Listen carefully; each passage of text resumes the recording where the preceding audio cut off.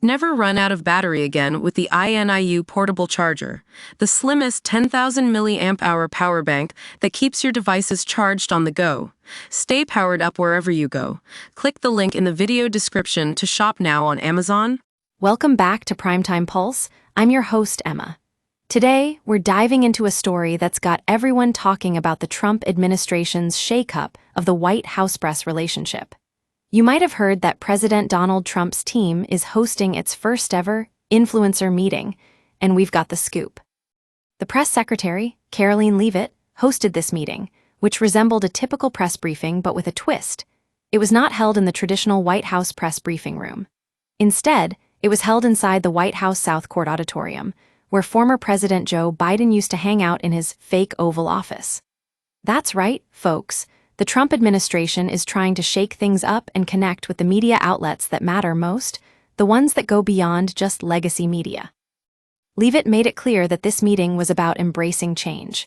She said the White House wants to reflect the media habits of the American people in 2025, not 1925.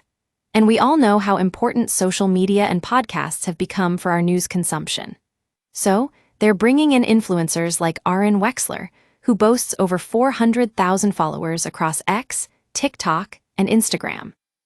The meeting was filled with some pretty interesting questions and topics. Take this one. I can attest to the deportations in Florida. My Uber drivers finally speak English again. That's right, folks. Someone asked the press secretary if they'd noticed an improvement in language skills among ride-sharing services. It sounds a bit absurd, but that's what these influencer meetings are all about.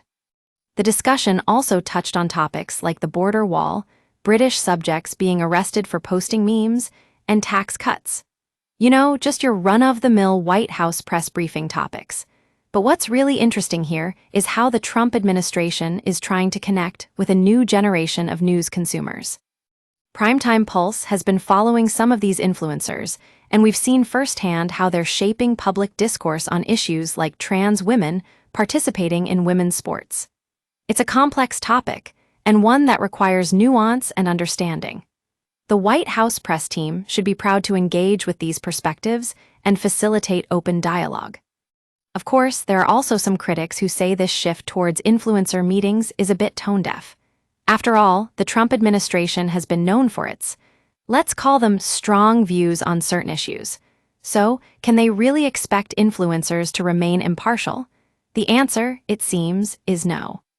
The White House says that President Trump is unafraid and inspired by competition. And while that might be true, it also raises questions about the administration's commitment to fact-based reporting.